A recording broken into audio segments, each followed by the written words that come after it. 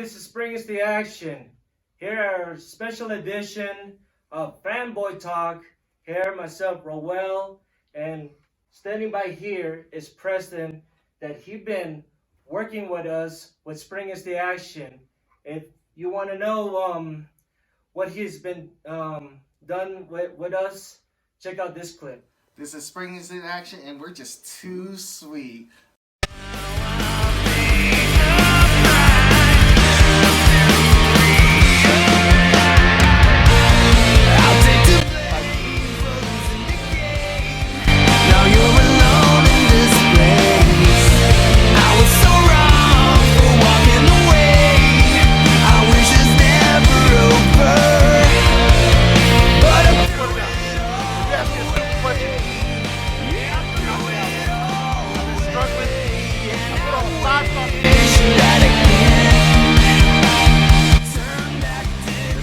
Springs into action. Back to All right. So Preston, what you been up to, man? Since all the work you've been doing. Man, I just recently had a baby boy, newborn boy. So that's why I've been spending my time. I've been a stay-at-home dad, taking care of him. You know, that's a 24-hour job right there alone. Yeah. But he's gonna be a future wrestler. He's crazy and whatnot. Now I got a little bit of time with the mom at home watching him. I was looking forward to doing this video. All right, it's glad to see you though. It's been a while since we've been hearing you, since the crew, whatnot. We've been still doing interviews up in Denver, all around Colorado. So, anyways, what you got in store for us? I want to do a special edition video, more of a fanboy talk between good friends. You know what I mean? Get away from, interviewing wrestlers and just talk straight up wrestling, you know what I mean? I got this particular match that I want us to check out and talk about. What we're going to be discussing, and we're going to watch this match off camera, we're going to be watching the Montreal Screwjob. Ooh, that sounds with Bret, Hart, and Shawn Michaels. Glad that I got the pillow over there. So Shawn Michaels, Bret Hart. So it's gonna be a good video. You know what I mean? We're gonna take a break from recording and we're gonna watch it. All right, here it goes. Be right back with ya.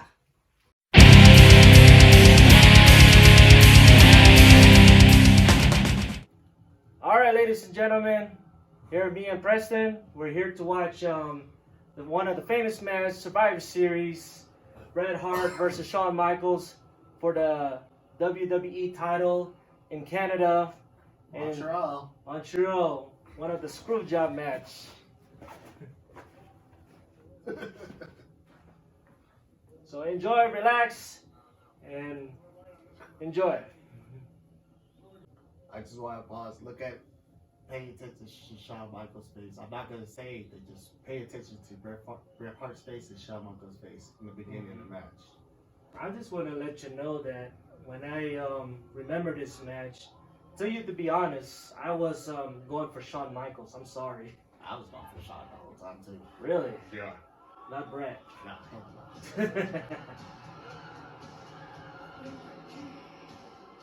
Ooh, that's how we do it. Shawn Michaels.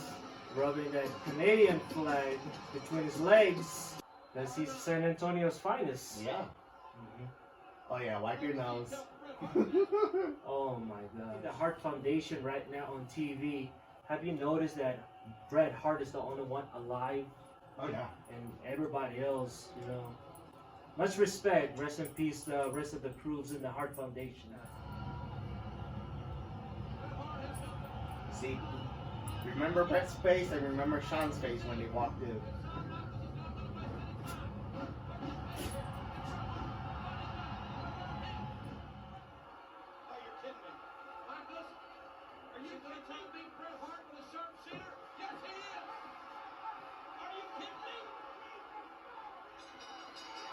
There you go. There's the screw. Now really watch these guys' faces. Okay? We'll talk about it more, but really watch their faces. There goes the spit.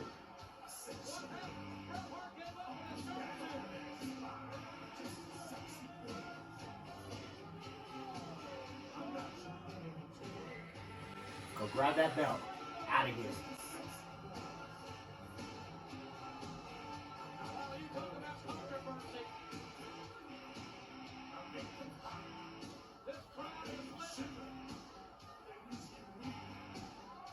See how confused he looks.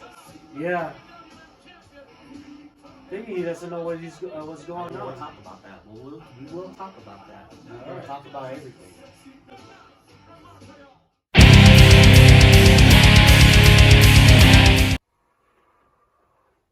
All right, ladies and gentlemen, we just watched one of the famous screw job match, Bret Hart versus Shawn Michaels, just earlier today, and we just want to give our thoughts about that match. Preston, what you got for us? All right, let's. I got a bunch of notes on my phone. Let's start from the very beginning. At what age did you start watching wrestling? I started watching wrestling back in 1987. I think it was Hulk Hogan versus Sergeant Slaughter, WrestleMania 7. You're a little bit older. I came around in 93, Mhm. 93. When I was more conscious of knowing what's on. You know, I was a young boy at the time. So let's just talk about it. Obviously, the three participants were Bret Hart, Shawn Michaels, and Vince McMahon. Mm-hmm. How do you feel about each character, each participant? Well, speaking of which, Shawn Michaels, what I think about him, honestly, well, I do grow up like Shawn Michaels. I do grow up almost everything what he did in WWE. And to the point, when he faced Bret Hart, something's really going on. It feels like those type of rivalry, it became real. Personal? Yeah, it became very real. Because Bret Hart, he fought hard with that company. He did. I remember him. He was good and everything until, like I said, when you get Bret Hart and Shawn Michaels, something is really up. Yeah. Mm-hmm.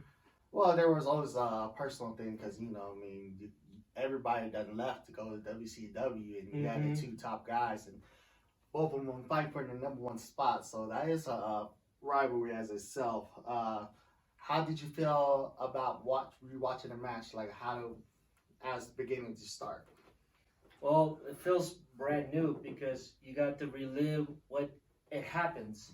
Because you got to go every detail of that match, especially the background, especially outside the rings, and see what, their eyes and their focus during that match.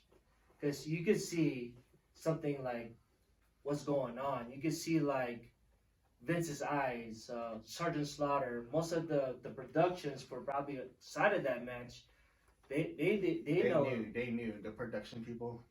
Something's gonna go up. Yeah. Throughout the match, I was always saying, look at Shawn Michaels' eyes and Bret Hart's eyes. What did you notice about that? Shawn Michaels, well, he knows probably something's up, but he doesn't know how it's gonna end. Bret Hart, maybe the same thing, or maybe, I don't know if you watch Bret Hart stories, what happens before the match. Yeah, we all watched that documentary. Yeah, we all watched that documentary. Bret Hart, he probably Vince probably talked to Bret Hart before the match, and then Bret Hart doesn't like it. So Bret Hart said that I don't like what you have plans for me, but I'm just gonna go up there for the people. I'm just going up there just to give Hart and win the match for people. And maybe Vince said that, okay, if you think of that way, something is going to happen and you're not going to like it. Okay. I love what happened at the end. Well, I'm going to explain my personal opinion about this and kind of make the interesting story. My theory is Bret knew and Vince knew. Okay. They were the only two people who knew. If you look at the last scene, right when the bell rings and they break the hold, he goes immediately towards Vince McMahon and spits in his face.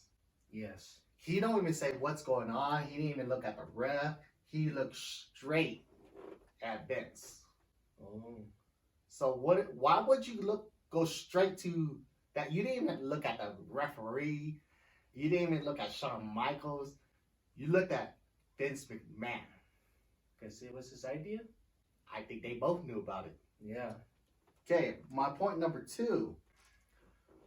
And people out there in the internet world, you can check my facts. I'm gonna call this how would you put it? An untrue fact, but it could be clarified maybe by somebody out there. Bret Hart was signed to WCW with 3 pay-per-views left in his WWF, now WWE, contract. Okay. So he had plenty time to drop the belt. Yeah. You can't say he didn't. And then if you look at the documentary was literally made weeks after this Montreal screw job. And Bret Hart was a part of it. So it took some cooperation. It wasn't like he was mad at Vince, like crazy mad. Because if somebody screwed me over, I don't even want to talk to you. I don't want to do a video with you. But you still did. Oh, okay. And what else? Hold on, let me bring up my thing. All right. Yes. So he had 3 pay-per-views match before he knew his contract was up. Before he could drop the belt anytime. At that time, you gotta remember Bret Hart's character. Yes. He was like, F the US, F the US. US sucks, US sucks. So what was he? A heel. Yes. No matter what. Okay. Yeah. He was a heel, okay? At the end of that match, at the end of that pay-per-view, what was he? Going to WCW. The biggest face of all time. You got screwed over. Millions of people were watching it, and millions of people was supporting you at that very time. So at the end of that pay-per-view, you became the biggest face. How can you see that you become a biggest face? Because the U.S. people thinks you're a heel and you left.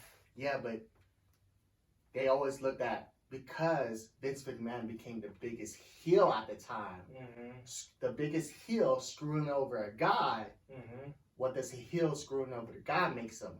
A face. Okay. So he brought his face mentality to WCW and was hot when he first came to WCW. That's money. Vince McMahon being the biggest heel at that very time, people were coming to watch him. That's money.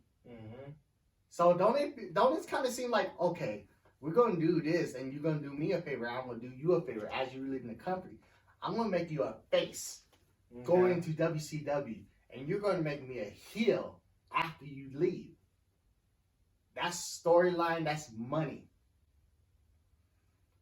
Think about that. I see that because when Bret Hart went to WCW, I could see that people were just cheering him, people really like him, and then... Because he got screwed.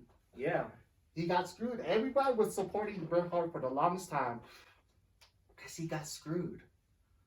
If you think about that. And that made money.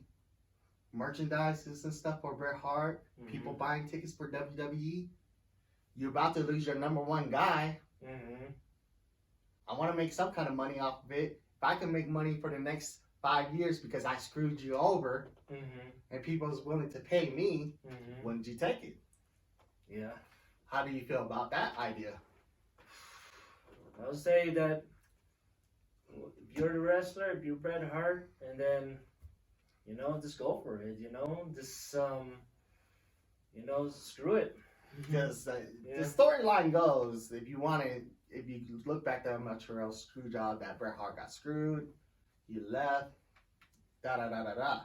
Mm-hmm. But to me, there's more in a backstory. I believe the person, we should still call it the Montreal screw job. No matter what. No matter what. Mm-hmm. But it's not Bret Hart getting screwed. I think the person who got screwed was Shawn Michaels. Because if you look in his entrance and the whole match, he was trying to be cocky. He was trying to play that Shawn Michaels character. It's to me, they told him right before he left that you're gonna win the match. Yeah. And like it's supposed to be a screw job. Mm-hmm. And he wasn't cool with that. And the reason why I call it the screw job for Shawn Michaels, because he became one of the most hated wrestlers in the locker room. Yeah. And if you're the most hated wrestler, would another wrestler that's wrestling you care if you get hurt? You're a back job. No. Who kind of felt the long-term effects? Yes, Bret Hart with his health condition, that's health. There's nobody can predict that. But when somebody literally hurts you because they don't like you, yeah, that's something different. And I to this day, I believe that Shawn Michaels was the one who was actually the one who got screwed. Because he was hated. Hated. Like, yes, he had his little cliques and yeah, people didn't like him off of jealousy and stuff, but he wasn't hated until this very moment. So if you break down all the facts, Bret Hart doing a documentary literally weeks after that shit happened, like, dude, how can you do a video with somebody who just screwed you over unless you kind of was in it? The way they came out, he didn't even look at the ref. He didn't look at nobody. He looked at straight at Vince. Everything he was doing, smashing his thing, for WCW, it looked like he just did it on purpose. It wasn't an angry smashing. I had some rage smashing before when I was younger. Yeah. That did not look like that. Yeah. It looked like it was scripted. Like he was supposed to do that. And the facts remaining, when he went to WCW, he was a pretty hot face. And at the end of Survivor Series, Vince McMahon was the hottest heel. Okay. Now, since Bret Hart, he finally went back to WWE because of the Hall of Fame. What was your opinion on that when, okay, we're sorry. Did you think they say sorry? Okay, we want to put you in the Hall of Fame. I think they didn't need to say sorry. I think he was going to be in the Hall of Fame a lot earlier. But because of his health conditions, that's what delayed his Hall of Fame induction. Yeah. Because if you like how I brought up his health, that's unpredictable. You know what I mean? That's something that just happened. That's everybody. Everybody has to deal with that. You know what I mean? Your health goes out of nowhere. You know, you could be the most healthiest guy. Bret Hart was the most healthiest guy. Had health problems. And I think that's what really held him back from being in the Hall of Fame. I think he was always going to be in the Hall of Fame. I think this whole plan about bringing Bret Hart back was always in plan. You think But they just prolonged it because his health. Whatever happened at Survivor Series, and as you know that they kind of buried the hatchet. Shawn Michaels and Bret Hart, if you catch that one episode on Raw, they kind of buried the hatchet. What was your thought? They still, I believe when I watched it, because I watched that episode, and I was thinking, and I was actually sitting with another buddy of mine that's a real wrestling fan. I said to him immediately, they buried the hatches on their personal feelings about each other. They did not bury the hatch on Montreal because there was nothing to bury. If anybody, Bret should apologize to Shawn Michaels. But, Shawn Michaels walked away with the WWE champion, so it was like all good. Because I truly feel if you look at their facial expression, out of anybody's facial expression, Shawn Michaels was the one that was the most surprised. Yeah. Like, how are you surprised to win a match? Mm-hmm. Well, because because it's between Vince and Bret, right? Because Vince and Bret are the ones that talking about this match. Shawn Michaels just like, I'm just gonna wait for my match and then see, Well, Shawn was the perfect guy to go with that match because they already had personal problems. Mm-hmm. So I really felt like Shawn Michaels just got thrown into it. Yeah. Like, okay, who do you have grudges with? Shawn. Okay, Shawn, you're facing him for WWE match. Mm-hmm. Blah blah blah. Shawn, he was like always, with his clique Mm-hmm. versus hanging out with socially around them. So he's looking things from the other side. You see Bret and Vince talking, but he's like, man, I'm gonna kick it with my boys. You know what I mean? They had DX at the time. Yeah. So they weren't really socializing amongst the other wrestlers like that. Okay, until these days, Shawn Michaels, NXT, Bret Hart.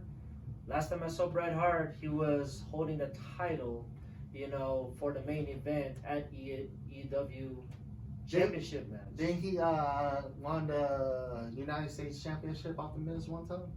Well, the Miz, and then remember there was a match, like he said that he wants to bury the hatchet with Vince, like put him in the sharpshooter. Yeah. That's it. I call it quits. But that's just storyline. That's just added storyline. So that's not like compared to Survivor Series, thing, right? Yeah, that's just like, oh, okay, it's time for me to come back. Oh, let's have a match. You know what I'm saying? Mm-hmm. But at the end of the day, you can have your own opinion about the Montreal Screwjob. You can feel however you feel, but that's the way I feel. I feel like Shawn's the one who has really got the one screwed because he did have that injury-ending career. Mm-hmm. And wrestlers, they go on. If you listen to a wrestler talk about like a real interview of a wrestler, they talk about how much is the importance of making sure the person that you're fighting against or wrestling against is safe. Mm-hmm. Dude, you just gave this guy a career-ending moment. Lucky he came back, but still, it was at that very time. It was a career-ending moment. Because when was it? Before he went to WrestleMania 14 when he faced Stone Cold Steve Austin for the title, but he lost it. But after that, you don't see him. But if you look wrestle. during that match, he was already hurt. Yeah. He was already hurt. But after that, he was gone for a bit. And then you gotta look. What was the match that got him hurt? It was the Undertaker versus Shawn Michaels casket match. And you gotta remember, Undertaker was, and still is, might not be so much of now, but at that very time, he was the sole leader of the locker room. Mm-hmm. Now, the rest of the locker room is hanging on Shawn Michaels. What do you think Undertaker gotta do? He is the man, he's the captain. Mm-hmm. He has to set the example. I watched many of the interviews where it was the Undertaker who went to Vince McMahon as a representative of the locker room, like, hey, you are fucking up. Mm-hmm. So if you're the man of the locker room and you're facing the most heated person, wouldn't you fuck him up for real? Maybe. Because that's what happened. Yeah. That's exactly what happened. Mm-hmm. Now, time heals all relationship, Undertaker and Shawn Michaels with their WrestleMania 2 WrestleMania matches. That was time in between. They got time to apologize, get cool with each other. But at that very time, Undertaker was the man for the locker room. And as the captain of the locker room, I know being in a lot of sports, if you're the captain and your troops are mad, you got to do something to settle your troops down. All right. Like, they're organized, but they're organizing mad. Mm-hmm. You want them to be calm and collective and cool. Yeah. So what you got to do to make your people happy? Fuck up the person they hate. So that's why I say Shawn Michaels is the one who ended up getting screwed. Mm-hmm. Because say he could never come back. If he never came back, Mm-hmm. that injury was in line with the Montreal Screwjob because nobody knew about it. Yeah. Nobody knew about it. Only people I knew about it was Bret, Vince, and Shawn Michaels at the last moment. Mm-hmm. So you had a whole locker room just like, what the fuck?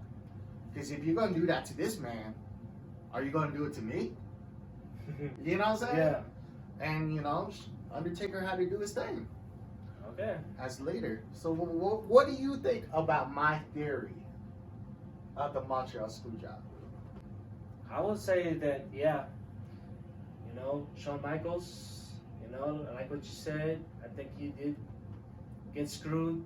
Bret Hart and Vince McMahon, they came out on top. They came out on top, and after that, Bret Hart just left, and then Michaels has to continue. He had to crawl back. He was most hated. He got injured by Undertaker. He left. He had to scratch and crawl his way back. Now I'm just saying, you know what I mean? When WCW with Bret Hart, it was his, health that messed him up. Messed up his career at WCW. But he came in hot. He came in super hot.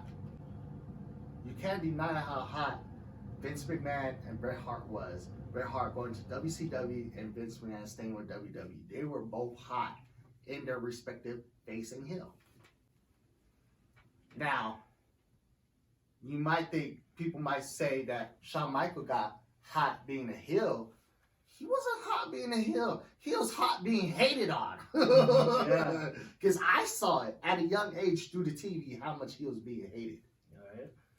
And you cannot deny that. As a young child, seeing how much another person get hated on, can't really dispute that. So that was the ending of all three of the participants at the end. Who really got screwed? Shawn Michaels, right? That's in my opinion. You know, everybody has the right to their own opinion. You know, yeah. And that's why I'm trying to pull it out of you. Like, you know, our conversation might steer you on a new direction of thought. But you know, I mean, as a young child or a young man, when you first watched that, how did you really feel? I feel surprised because nobody tapped out. Bret Hart didn't tap out.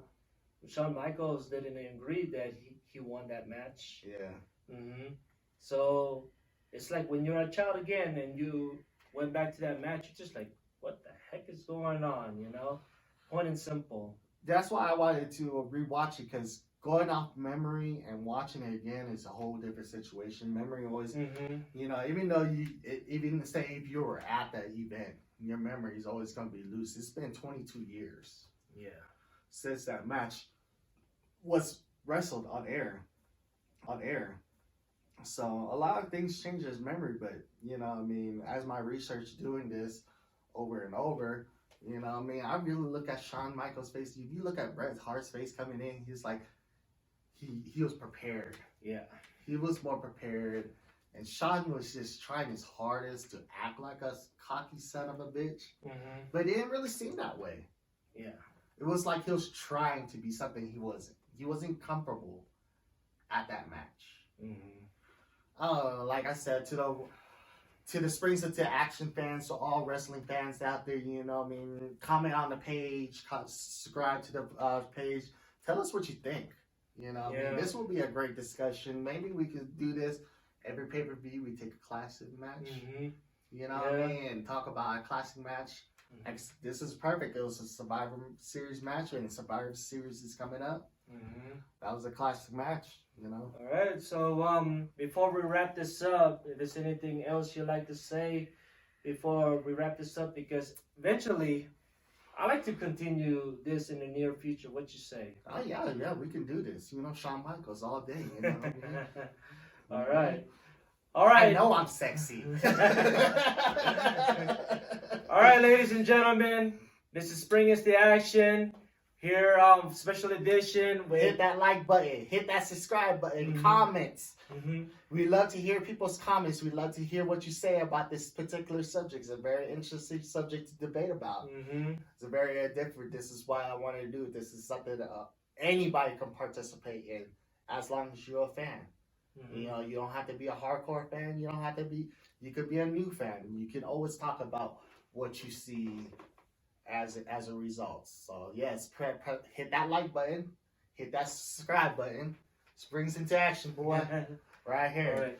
We can catch you later. Everybody, God bless. All right, everybody, ladies and gentlemen, this is Roel and this is Preston here at Fanboy Talks, and you're watching Spring into Action. Peace.